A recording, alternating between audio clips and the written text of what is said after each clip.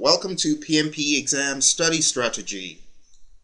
This video is purposely for people who are about to take the exam but need to study a little bit. It's also purposely for any PM out there who is getting ready to take the PMP exam. It's absolutely free, but it has key information. This information could change your exam experience. We are going to be talking about how to strategize your study for the exam. It's one thing to go for a 35 contact hour course, sit in front of an instructor, get all the information, come out all charged up. But it's another thing to jump straight into studying, sending your application, taking the exam and getting it done within the shortest amount of time. We talk about the critical path, don't we? We talk about the shortest amount of time within which you can complete the project. Well, think about putting your study strategy in a critical path mode. Why? You need to get this done as soon as possible, because if you don't get it done as soon as possible, all that information, all that energy, all that inspiration is going to dissipate right out of your head or out of your body. So you have to get it done quick. Otherwise, you're going to go through a period of trying to ramp up again. And that could take as much as 1 month, 2 months, 3 months. You don't want that to happen to you. So the moment you come out of your 35 contact hour course, what do you need to do? You need to execute your plan. You need to execute your PMP exam study strategy.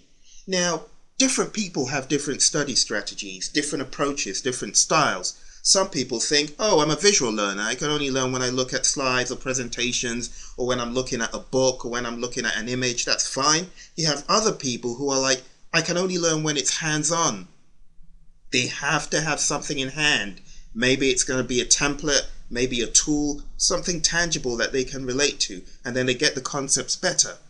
Some people are like, oh, all I need to do is hear it. Once I hear it, once I listen, I can totally put the picture in my head and understand it. But there are different giftings when it comes to learning.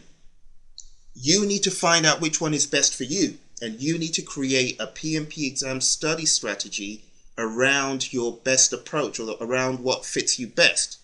So think about the kind of person you are, think about how you learn best, and study using those tools, those concepts, however it fits you best, and begin to execute your plan.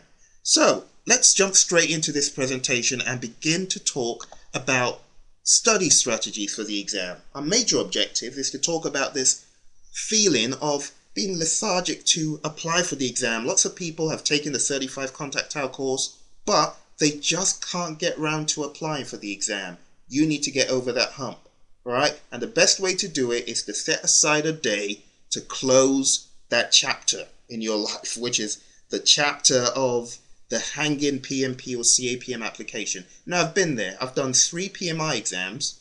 Now, each of those exams is always some type of, not wanting to send your application in. You just have to pull the trigger on it. You're going to have to force yourself into a room, close the door, and make sure you get everything lined up. Send out those emails to people who you want to be your sponsor or your reference, customer reference or whatever. And make sure you send the application. Don't come out of that room until you've sent the application. I'm telling you, I've done this twice. It works. You just have to give yourself a deadline as a good project manager. Otherwise, you'll keep making excuses. Oh, I don't know if I'm ready to send my application. Oh, I'm still studying, or something silly like that. Send the application in. The next thing is strategizing about how to study for the exam. We're going to talk about that. Understanding ITTOs. I'll just talk about this very quickly before I move into strategizing and studying for the exam. Lots of people are all excited about cramming and memorizing ITTOs. That's all well and good, but personally, I don't think it's enough for you to cram these things. It's good to know where they go, obviously, but don't stop there if you feel I have to cram to get these into my head. Fine, if that's what you think works for you, that's all right. You do need to get the ITTOs into your head, You do need to get the background information of the ITTOs into your head. And that is the most important thing. I'll give you an example. If I talk about, let's say, an input, the business case, it's not enough to know, oh, the business case is an input to develop Project Charter. You have to know where the business case came from. It's not enough to say, oh, the contract is an input to develop Project Charter. You have to know where it came from.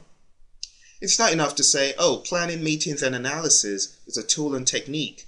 Okay, it's a tool and technique, but of what? Where is it used?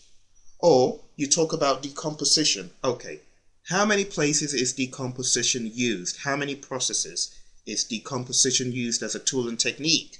And what is the difference between using it in one place and using it in another? Rolling wave planning, talking about that. Do you really understand what it is? Can you explain it? So it's not enough to just cram ITTOs. You have to know the background information as well. You have to be able to define these things in your own words. If you cannot define an ITTO in your own words, or you find out that you're stumped, you have got a problem and need to go back to ground zero and begin studying the right way. Now, lots of people tell me the PMP exam is riddled full of risk management questions. Or they tell me, gosh, I had so many HR communications and professional responsibility type questions. All right, fine.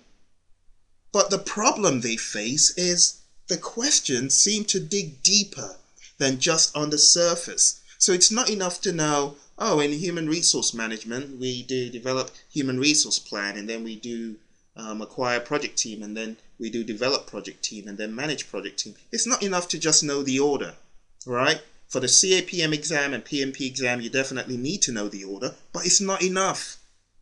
You then need to know all the details of every single ITTO.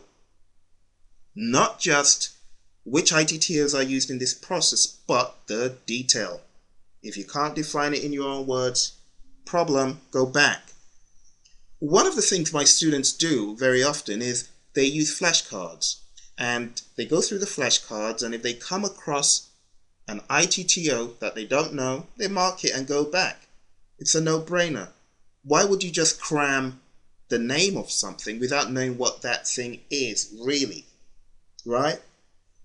So anyway, let's move on to formula mania. Now we have videos on this. People get all wild and excited about formulas, right? I'm from a scientific background. I love formulas. They're great. Why? Because I love to use them. However, other people totally loathe formulas. They hate them. But the thing about this formula mania concept is, don't get all wild and excited, because you probably will not find that many formula questions on the exam. Out of 200 questions, maybe you get a dozen. Maybe. Because lots of people who've taken the exam tell me, oh, I only had like half a dozen, or I can't believe it, I didn't get any single question on network diagrams. You see? So you need to get away from, oh, formulas. Because on the real exam, you may not have that many. Now, lots of you have done mock exams. I know you've done mock exams from different sources. That's all well and good. Lots of those mock exams really emphasize formulas. But the real exam may not emphasize formulas to the extent that you think. You know, people having sleepless nights about getting a network diagram wrong, or perhaps they got something in expected monetary value mixed up, or decision tree analysis was mixed up. I'm telling you, all these things are good, they're important, but you can't build your whole study on stuff like this, on mathematical concepts, and that's all you're going to focus on. No, you have to focus on things like risk management. Now, the exam could test you from end to end on strategies for negative risks or threats, and strategies for positive risks or opportunities. You get what I'm saying? So it's not enough just to know, oh, I know the 4 strategies for negative risks. I can rattle them off, and I can rattle off the 4 for positive risks. It's not enough. You have to know exactly what each one is. You have to be able to apply it to the real world. It's not enough just to have an ambiguous idea about contingency reserves. It's not enough just to have an ambiguous idea about reserves. You have to know the differences between management reserves and contingency reserves. You have to know the differences between different acceptance types. You have acceptance for negative risks, but then you can break that down further into, you probably remember if you've done your homework, you've got under acceptance, passive, and active. When you throw aside a bunch of money for a particular risk, what are you doing? Is that passive or active? You have to know the difference. So there's lots of information, lots of detail. Talking about contingency reserves. Which contingency are we talking about when we refer to money that the project manager, or I should say, what reserve are you talking about when you refer to money that the project manager can apply to the project in the event of a risk occurring? Because we're still talking about reserves, but there's management reserves and there's contingency reserves. And the project manager needs permission to apply management reserves. So you need to know those little things. Lots of questions could be rather tricky with a fine line dividing one answer from the other. Okay?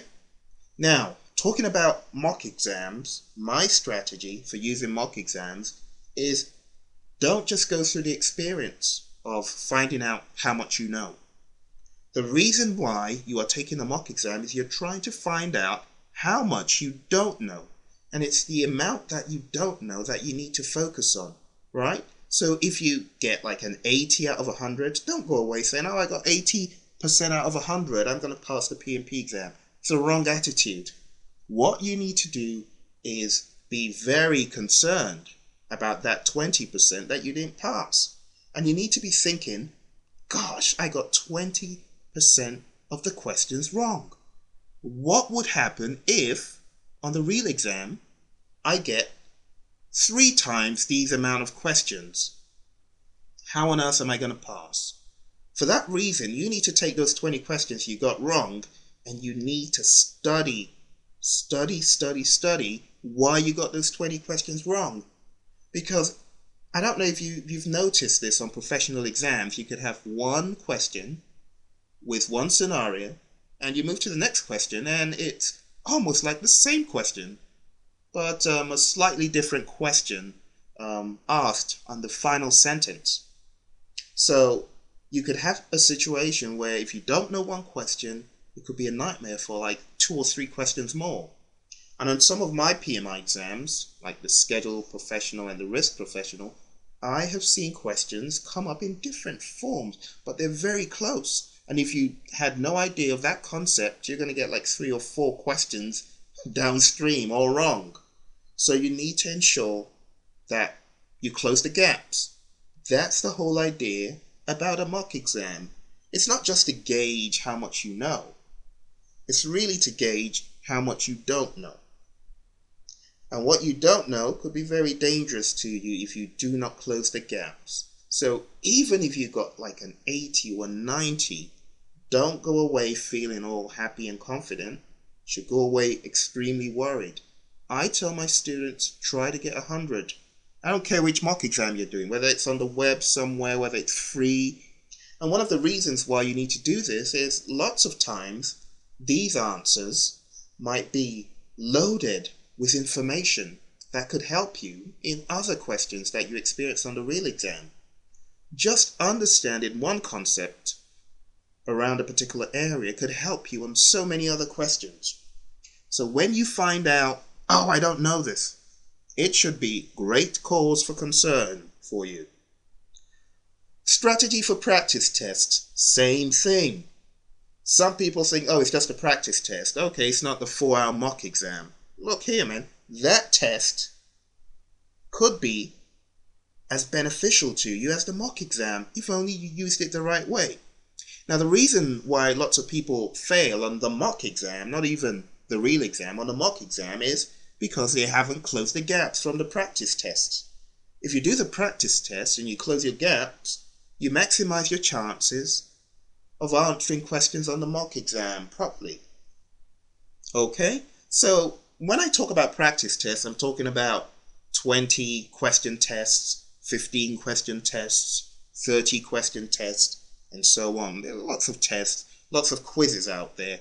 In our banks, we have around 250 practice test questions, and these are spread across the 12 chapters in the PMBOK guide, the 9 knowledge areas, and they're also spread into the professional responsibility area.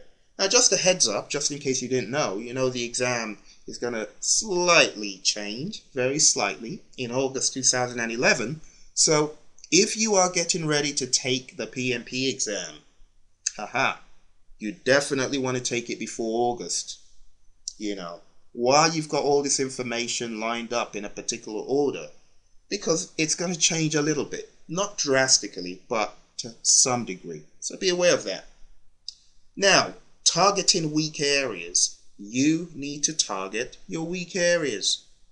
You have to target areas that you're not confident in. Like on my exam, I was rather good in time management because that's what I did in the real world. I managed schedules. I was very aware of all the concepts, all the network diagram concepts, and all the critical path methodology and so on. I knew all that stuff. So I wasn't really going to dwell on it. But I often found myself wanting to dwell on it because it felt good to actually know something and get it right. But you need to move away from your strong areas. You need to move away from your comfort zone, and you need to go into the zones that you're not that confident in to develop strengths in that area. I think that should make sense. So if you find out that human resource management, communications management, and so on are your weak areas, you have to spend time. Now, just talk a little bit about communications management and human resource management. Folks think, it's just easy, I've got an HR department, they send me the EEO information, I read it, that's what the exam is made of. Don't be deceived. The exam could be extremely specific to the PMBOK guide, extremely specific to project management and how human resource management comes in, and your role as the project manager in human resource management. Not only do you need to know the order of events, you also need to know the reasoning behind different things. You need to know all the concepts. You need to know about organizational theory that's not in the PMBOK guide. Lots of people complain about the names Maslow, McGregor, and so on. But you do need to know these people. Victor Vroom. You have to know them. So theory X and Y. Who's responsible for that? You need to know it's McGregor. Who's responsible for that pyramid? You need to understand that Maslow is responsible for that. So those names could earn you 1 or 2 points on the exam. When you talk about quality management, you talk about Taguchi and other names, you talk about the Malcolm Baldrige Award and all that, those names are important. Going back to communications and HR, like I said, you do need to cover these areas. They need to be absolutely solid. One of the reasons why people don't do very well in executing, much to their shock, is not because they don't know about quality management or they don't know about how to direct and manage project execution, but it's because they've failed to realize that in executing, a large percentage of executing, over 50% of the processes in executing, come from the 2 underestimated areas, the 2 understated areas, HR and communications. What am I talking about? If you look down all the processes that fall under executing on page 43, you'll find out 5 of those processes out of the 8 executing processes come from 3 from human resource management and 2 from communications. 5 out of 8 processes in executing come from HR communications. Wow, that's over half, well over half of executing. That's extremely disturbing because people don't focus on HR and communications that much. They focus on time management. They fail to realize that half of the questions in time management, or I should say over 70% of the questions in time management are in planning. They focus on risk management, that's good. A large percentage of the questions in risk are in planning. You've got 6 processes in risk management, but 5 are in planning. Same thing with time. 5 of those processes are in planning. And planning has around about 20 processes, right? So at the end of the day, if half of the processes in planning come from time and risk, what exactly are you doing with all the others? You need to ask yourself. You need to make some quantitative comparison, right, within each of the process groups. Now, you might ask yourself, why am I talking about this? Why am I talking about the percentage allocations on the exam? Because it's important as you study to focus and spend the right amount of time and attention on the heavies, on the big hitters. You know, like if you talk about planning, it's kind of equally distributed, but there's a slant towards time and risk, obviously, because they've got so many processes in there. So you do need to spend considerable amount of time, right, understanding those. But when you talk about which process group has the most questions on the exam, if you don't know this, you need to go back to the PMP handbook, because it means we've got a problem, right?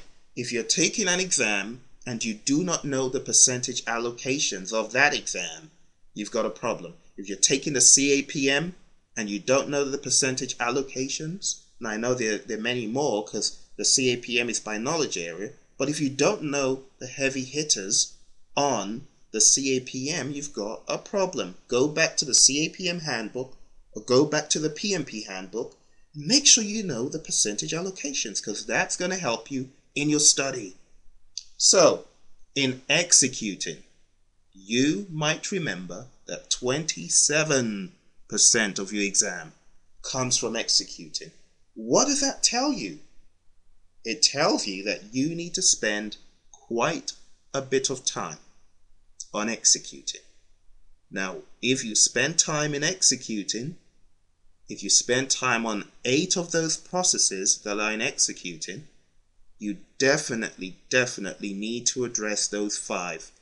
And those are acquire project team, develop project team, manage project team, distribute information, and manage stakeholder expectations. Those 5 are critical. Don't underestimate it. One of the reasons that projects fail in the eyes of the customer is because we don't manage stakeholder expectations.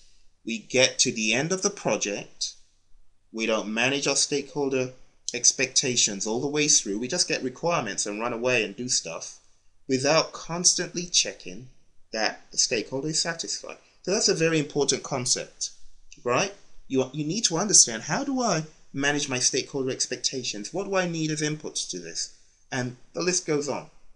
So any process in executing needs to be expanded, compressed, expanded in any way possible. You need to look at it from all the different angles, okay? And you need to be able to explain that to anyone in your own words. Lots of my students actually try to get help from people that live around them, or from their spouses, or from their friends. They give them a book and they ask, please, would you care to ask me some questions as I prepare for the exam? So they could ask them, what is an input to this? What is an output of that? You know, it's a good way to actually prompt yourself to do some work on the exam. One of my students talks about his stakeholders. Who's he talking about? His spouse. His stakeholder will be on him till he gets the job done, asking him questions, whacking him over the head with a PMBOK guy. Sometimes you just need a little bit of a push. Otherwise, it's going to be 1, 2, 3, 4, 5 months, 6 months, 7 months. Before you know it, it's a whole 12 months since you took the 35 contact hour course. I know what I'm talking about. I've got over 40 students who are yet to take the PMP exam 1 year later, after the live course. Come on. That's kind of pushing it out too far.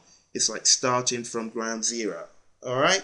So when we talk about PMP exam warfare and talking about warfare strategies for the PMP exam, I'm talking about stuff like that. You have to be dogged. You have to be rugged. You have to get people. Sometimes you just need a little slap over the head to bring you back to reality, to remind you that you have to get this done. You know, to some people, it's like, oh, it's just a PMP exam. I'll put it on the back burner. Oh, it's just a CAPM. No big deal.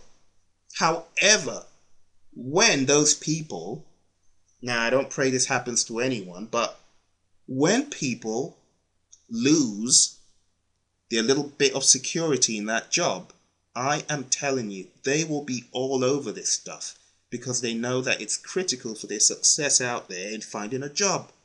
And I've found out that my students who either lost their job or didn't have a job in the first place, they are often more hungry, a lot hungrier than students who have jobs. And most of my students without jobs get the PMP exam done quicker. I'm not saying all of them, but I know there's some exceptions, but most of them get it done when their comfort zone, they've been taken out of their comfort zone.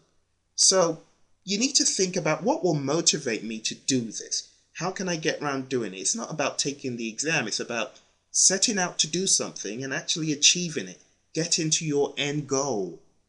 Now, if you're a leader and you have people coming after you, guess what? They're looking at you. They have expectations of what you should do as a leader.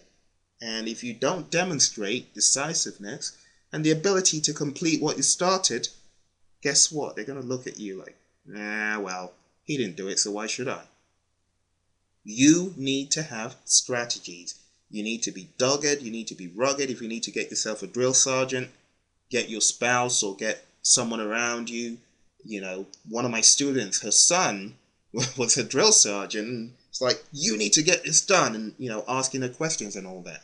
I'm telling you, you have to be wild about this. You have to do something drastic to come out from that place of not wanting to take the exam to actually getting energized and excited and doing it.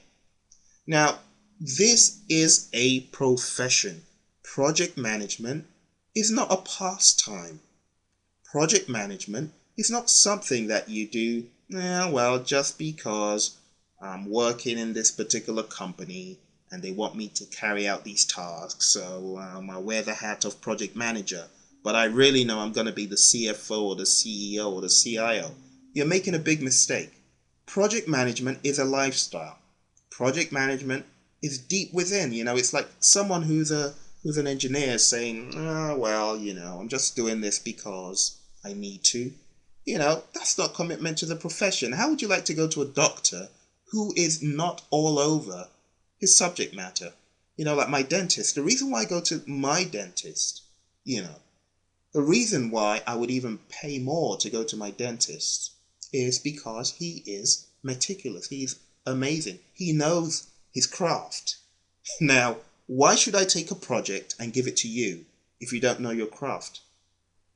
It's a profession. You have to know how to manage projects. You have to know how to do it the right way. You have to know how to go from doing things in an ad hoc fashion to doing things with a deliberateness about it. You have to be structured. And one of the ways you can be structured is knowing what is out there. Knowing about the PMBOK guide. Knowing about the methodology. How can you demonstrate and assure people that you are up to the task of managing the project, of managing resources, of managing money? How? It is by demonstrating proficiency in an exam such as this. Let me ask you, how would you like it if you went to a dentist and the dentist had absolutely no qualifications, but he told you, well, I've been watching people do this stuff and, I've been working as, a nurse assistant with the doctor's office and, I kind of know how to do this stuff. Now, why don't you open your mouth and let me do something with your teeth? How would you like that? You'd probably be like, this guy's a joker. Doesn't even understand his craft, hasn't even taken any exam, hasn't been to college for it. I'm not going to entrust my life into this guy's hands. The same way. Now, until project managers begin to think like this, project management is going to be downtrodden and looked at as, a bunch of jokers wasting their time. But when you come out of that state and you understand that project management is a profession as serious and as important and as specialized as engineering and accounting and being a doctor and so on, you will be closer to being passionate about this, because no one can make you passionate about it. No one can instill inspiration in you if you don't have it for yourself. And to get inspired, you need to ask yourself, what am I doing with this? Is it just to get a piece of paper and that's it? Or am I looking at this as something that's going to help my company save money, save time, execute resources and project plans more effectively, and get stuff done? You have to go from the mindset of, the PMP exam is a piece of paper, to the PMP exam is going to help me in my processes and my procedures. And it's going to get me to the point where I can manage projects more effectively for my company, save money, save time, save resources, and deliver every time. Lots of the information in the PMBOK guide is not meant to be a one-size-fits-all. Chapter 4 in integration talks about tailoring. You have to tailor the processes in the PMBOK guide to your project. And one of the reasons why people look at the PMBOK guide and the whole PMI experience has been a joke is because they don't understand. This is a framework. You can take that framework and you can create sub-frameworks from it as is applicable to your projects. So go from looking at the PMP exam and the whole PMI experience, whatever exam you're taking, go from looking at that as just, a pastime and just a piece of paper to help me get a job. Begin to look at it as a very important step in your career. And for that reason, you need to apply exam warfare strategies and get people on your case. You need people that will hold you accountable. And then you will begin to get energized more and more and more. So let's jump into what we are meant to be talking about.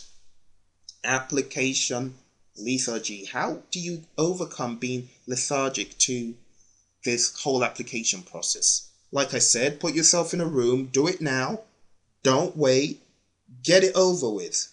You might have busy schedules ahead. Why not get it done now? It's not that difficult, right? What I usually tell people is, if you are in doubt of whether you should use a particular part of your career on your application, why not talk to someone? For example, we offer guidance in the application process for all of our students. So why not find your mentor? You went to a 35 contact hour course, get that person, get in touch with them, and ask them, what do you think about this? Because lots of our students do that. They ask, do you think I should use this on my application? Should I not? Lots of them send screenshots of the application. They send the descriptions of the application. So if you are in doubt or a little bit lethargic to the whole thing, maybe you've got cold feet, why not get your mentor to help you out and give you some advice as to whether that particular part of your resume is good or not? But the key thing is locking yourself in a room for a solid day. I have had to do that. I had to do that for my risk management professional exam. Lock myself in a room. I am not coming out of here until I get this application sent to the PMI. And 5 days later, I got the response from the PMI saying, you can take the exam. What did I do? I immediately, not after 1 hour or 2 hours, I immediately whipped out my credit card and paid for the exam. And within a bit of time, I got, you have been found able to take the exam. Go ahead and schedule the exam. What did I do? I immediately went to the Prometric website. I'm not talking about wasting like an hour or two. I'm talking about being on the ball and just pushing yourself all the way through the process. The same way you manage a project, sometimes we need to manage ourselves that way. I'm telling you, I've taught hundreds of project managers, but very few of them can actually push themselves all the way through this PMP process in a timely fashion. Remember, the reason why you're trying to get it done quick is because you don't want to have to go back to ground zero. Here are my strategies for studying for the PMP exam or CAPM exam or any PMI exam. I often tell students a CD a day keeps the PMP blues away. If only you could get refreshed daily, refresh your mind on a daily basis. If only you could do that, it would keep the PMP blues away. And, by PMP blues, I'm talking about CAPM, PMP, RMP, SP, whatever exam you're doing. Now, I'm talking about audio CDs. Praizion Media focuses a lot on audio. Why? Because lots of our project managers are on the move. However, they have things like an iPod, or they have an iPad, or they have a laptop. So all they need to do is put in a CD, or we even have MP3 downloads on our website of different concepts of project management. Why not keep yourself refreshed daily? Instead of, I don't have time to study, and absolutely nothing went into your head for a straight week. I mean, that's disaster. That's failure. What am I talking about when I say failure? I'm not talking about failing the exam. I'm talking about you failing to meet your initial objective. Because when you went into the class, you're like, I'm going to get this done in 2 months. I'm going to get this done in 1 month. And you don't keep refreshed. How on earth are you going to meet your target? You failed. Now, you might have to re-strategize, but you didn't take the exam at the time you said you would. And the reason why I'm talking about this is because I've been there. On my PMP exam, I made up my mind I was going to take the exam in January. I didn't have a date in mind, which is a bad thing. The moment you decide you're going to take the exam, have a date in mind, right? I often tell people have a target date. So I had no target date, and I kind of floated for a while. I read the wrong PMBOK. I ended up reading the 3rd edition instead of the 2nd edition. And then by the time I woke up, it was 3 months later, and I kept on dilly-dallying until 6 months later, I finally took the exam. I didn't have a mentor, unfortunately, to guide me through that particular aspect. I did have a key person who helped me get into the PMI mindset and get the materials and so on, but I was not really thinking about having a target. Have a target and then begin to keep yourself refreshed with PMI stuff. We've got the PMBOK Guide Audio Digest. 12 to 13 hours of audio on each chapter of the PMBOK Guide. I often tell people, stay mysticated. That was a word I coined. What do I mean by that? Be domesticated in the PMI, as one of my students said. Or be sophisticated in the PMI. What does it mean to be sophisticated or mysticated? It means you have to bombard yourself, keep yourself refreshed about the PMBOK Guide, about the PMI, about concepts that could come out on the exam. Remain mysticated at all times. In fact, you can go to mysticated.com. It's one of our websites. Set aside study time. You need to set aside time to study. You cannot expect everything just to work out fine. You have to mentally picture yourself in a room, at a desk, reading or doing something that relates to your exam. And when you picture it, go for it and do it in a dedicated fashion. Now, when I finally woke up from my stupor and I decided I was going to take the exam, I began to be serious about it. So I set aside lunchtime. Every lunchtime, I am going to stay in the office. Lunch is going to be at my desk. And I am going to be pounding on those PMP questions in that database.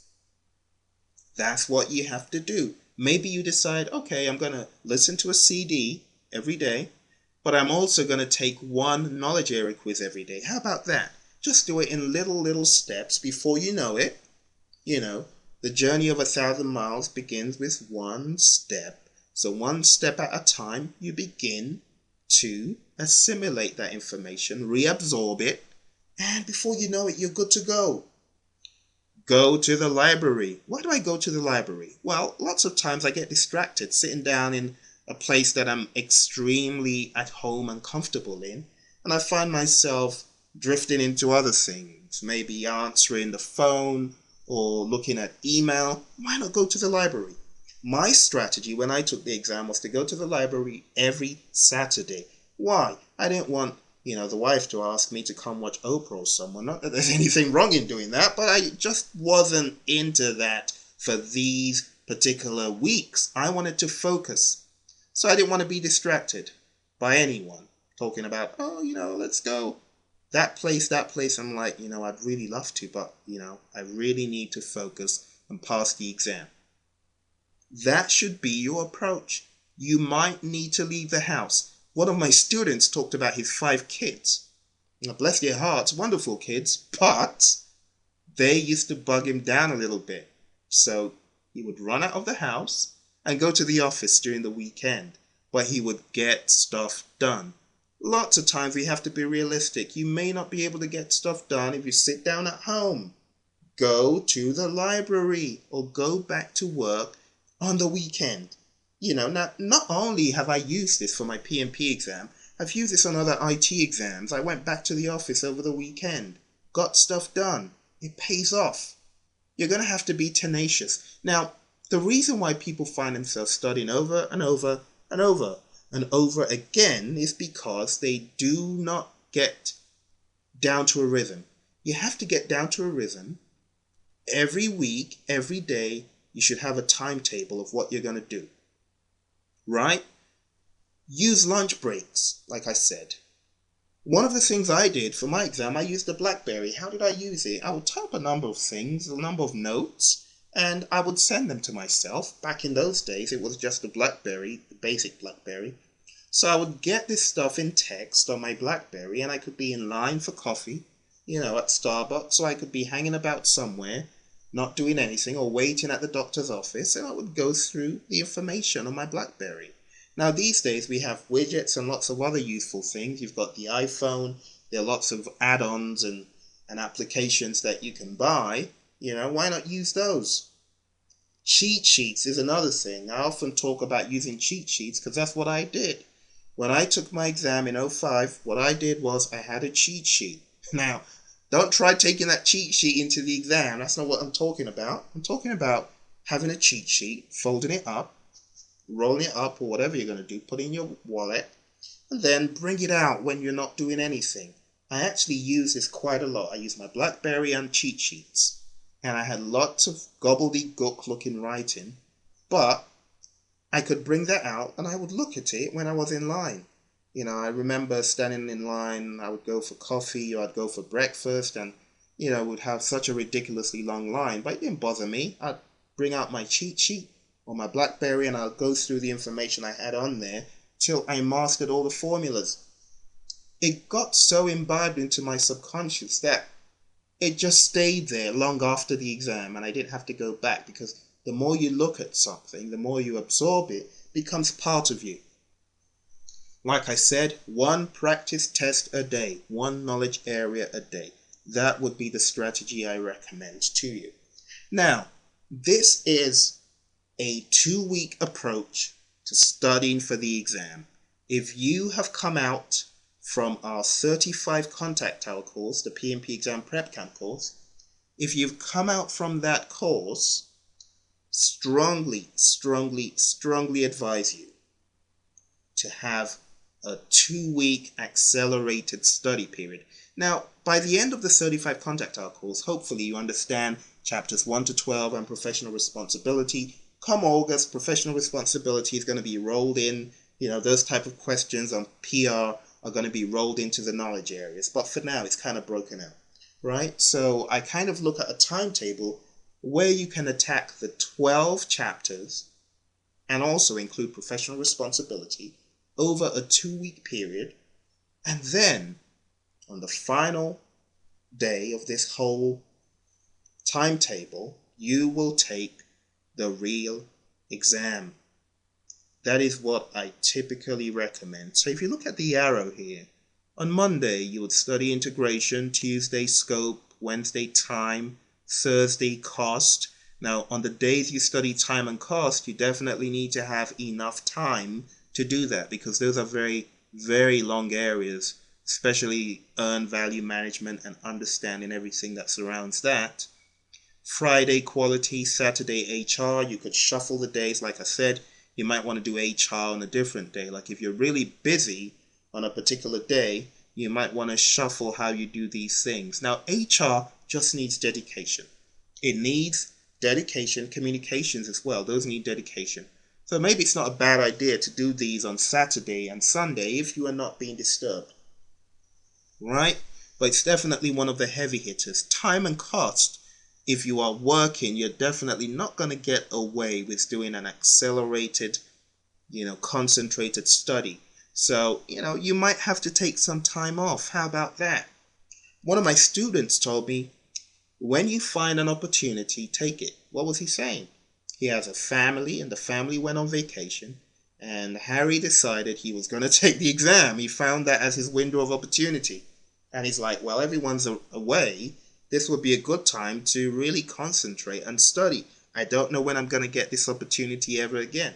And he took advantage of the opportunity, studied, jumped into the exam, boom, he passed. So you do have to put aside some time. You might have to take some time off or something like that. Okay? Going into week 2, you're into risk and procurement, professional responsibility, chapters 1 to 3. And after that, take a boot camp test on Thursday. Friday, take a final mock revision. And on Saturday, you can do one of two things. You can either take a mock exam, or if you feel you are ready, you can take the real exam. But the studying that I'm talking about in week 1 and week 2 is not the namby-pamby type of one quiz a day study. I'm really talking about spending at least 4 hours, 3 to 4 hours a day, right? Because before you get into the exam, strongly recommend that you spend at least 40 hours studying. Now, if you do the math, 14 times 3 or 13 times 3 will give you about 3 hours a day. You're pretty much there by week 2. If you have spent 4 or 3 hours a day really hitting on these chapters. Now, not to worry, 1 to 2 weeks, some people have been able to do that. We've got students who come out of class within a week and a few days. They've sent the application to the PMI, got the application back, jumped in, taking care of business, So that's one way that you can attack this. The other way that you can attack this is think about 4 weeks. Now, if you think about 4 weeks, we'll be going into another week. All right, we'll be going into a third week in which you could accelerate your study. Now, this is kind of like thinking about it in double time. Now, look closely. What exactly am I saying?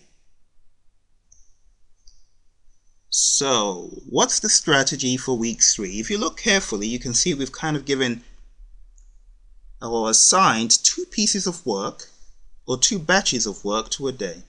So on Monday, you're going to do chapters 1, 2, and 3 and integration. On Monday, you're also going to revise scope. So you're going to cover a number of things on Monday. On Tuesday, you would cover time and cost. Wednesday, you would cover quality and HR. Thursday, you would cover communications and risk and procurement. And then Friday, you would cover professional responsibility. You will also revise definitions in the PMBOK guide.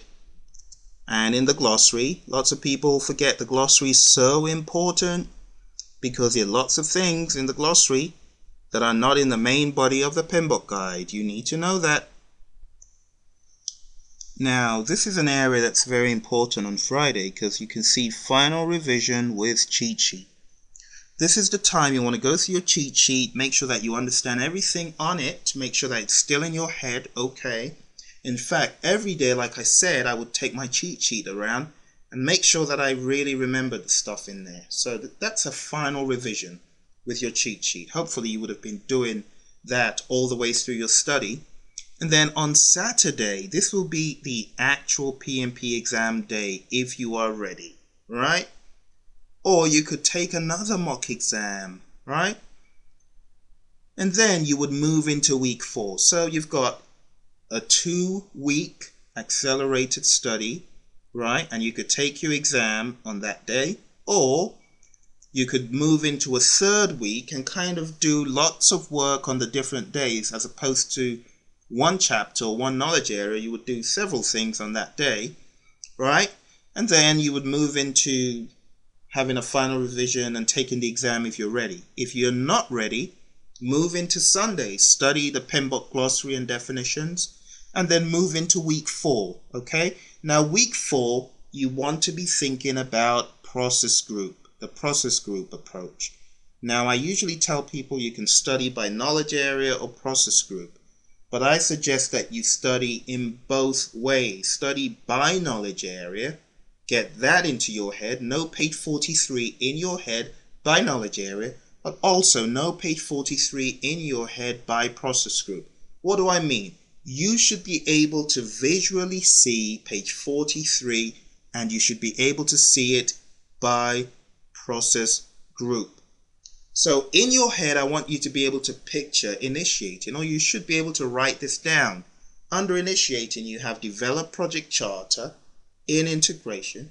And if you look down the bottom in your head, you should be able to visually depict where identify stakeholders is. It's in communications. And then you move into the next process group, planning. In your head, you should be able to see all the 20 processes in planning. You have to be able to duplicate this on a piece of paper or dump it somewhere. But I often tell people doing a data dump before the exam is all well and good. You know, some people find it very useful, others say it's not useful. But the key thing is you should be able to have that picture of page 43 in your head at all times. So in planning, you should be able to see all the way down from develop project management plan all the way down to plan procurements in your head. Okay? Extremely important. So moving over to process group study, this is where you begin to study areas by process group. So on Monday, you do initiating and a bit of planning. You know, initiating has 2 processes, planning has 20. So obviously it would leak into Tuesday. And then Tuesday, you start working in executing those 8 processes. You need to hit them on Tuesday. Wednesday, you go into monitoring and controlling those 10 processes. You need to hit them. And Thursday, you go into closing, right? So you need to hit those 2 processes in closing. And actually, let me just chip this in. You need to know the difference between closed project and closed phase. Now, I know it's bunched up as closed project or phase, and many people just rattle it off that way. But you need to know the difference between closing the whole project or closing just a phase. You need to be able to know the difference between closed procurements and closed project or phase. So you might want to get down into the details. Another term that was used in previous editions of the PMBOK guide, but might still be relevant, is administrative closure. We used to call it administrative closure procedure, but now it's not really in the PMBOK guide. I think you can find it once in the PMBOK guide 4th edition, but you do need to go into the detail of closed project or phase or closed procurement, all right? This is also a good time to go over key definitions and charts. It's also a good time to use our ITTO checklist, right? Use the ITTO checklist. If you're one of our students, you'll have access to that on the learning management system. Go through the ITTO checklist, all right? The ITTO checklist is a checklist of all ITTOs, and you just need to check off and make sure that you really know all of those ITTOs. If you don't know it, don't check it off. Friday, another mock exam, hopefully an exam you've not taken. If you do not achieve a 90% by the 2nd attempt on a mock exam, it is a red light. Danger, telling you that you haven't revised the mistakes enough. You have to revise the mistakes again and again. Now, by Friday, of course, you know, it's too late to reschedule the exam. That's why I typically advise people, you do need to have a continual incremental assessment of yourself, such that if you get to, let's say, the Thursday or the Wednesday before your real exam, please reschedule. If you find out that you haven't perfected the necessary information, please reschedule. There's no point in taking an exam that you are not adequately prepared for. Reschedule the exam. Remember, you've only got a limited amount of time. It varies. Prometric will tell you if it's 48 hours or if it's 72 hours. I'm not sure anymore how many hours you've got. It used to be 48, might still be, but I advise you to find out how many hours have I got before my exam within which I can reschedule and reschedule. Now, for my most recent exams, it was that 48-hour period. But, I was not even going to reschedule it.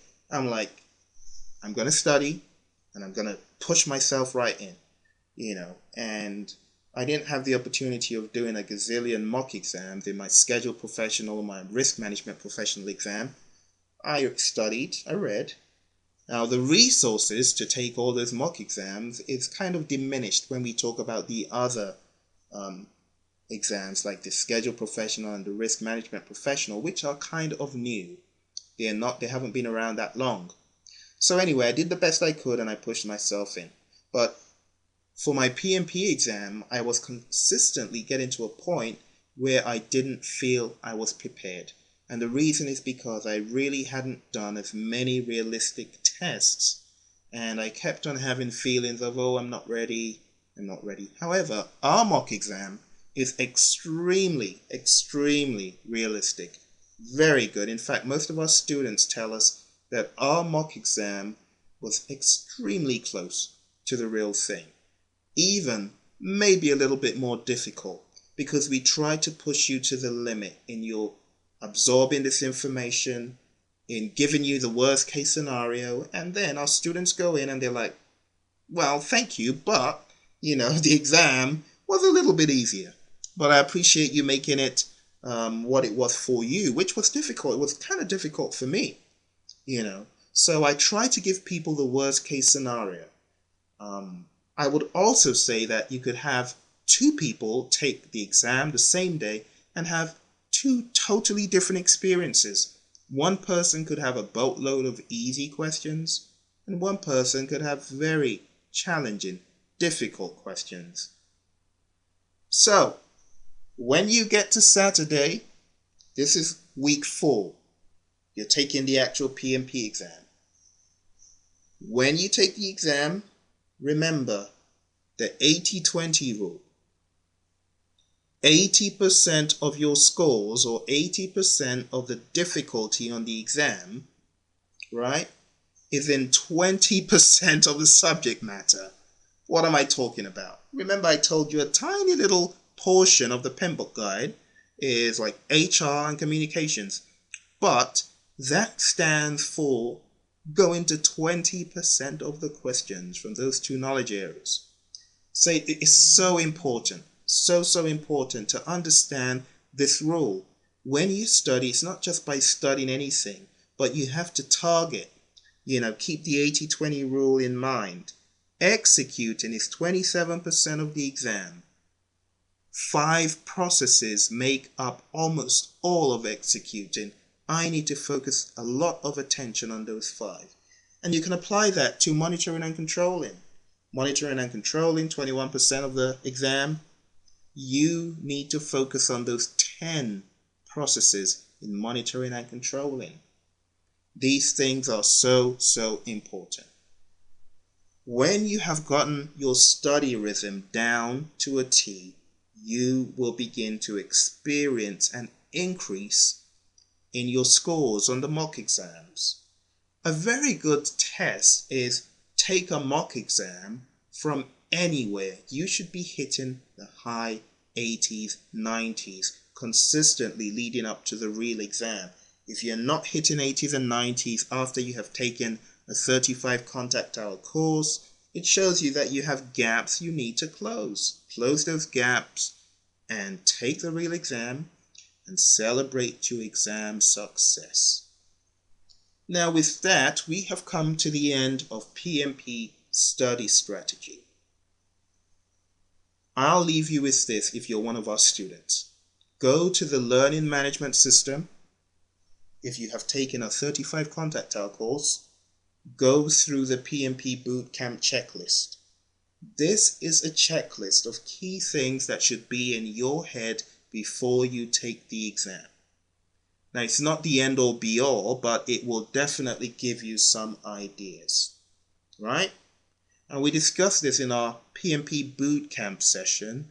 In our webinars, we presented this information. Now, when you think about a process group, such as monitoring and controlling, you need to be able to think out of the box. You need to ask yourself, what are the steps that I need to take to monitor and control a project, in your own words? And there's so many questions that you could ask yourself. Now, I'm putting this out there because I'm hoping that you can pause this button, hit the play or the pause button to move in and out of the slides and read what is on the screen. But it's even clearer in our learning management system. So I'm hoping that you can go through this. I'm hoping that you can hit the pause button. Make sure that you understand these areas in great detail. It is so important. In these slides are other questions regarding the knowledge areas, going into detail regarding knowledge areas, regarding process groups, and regarding different components of project management. And then we move into initiating the project, asking yourself questions, references made to certain figures.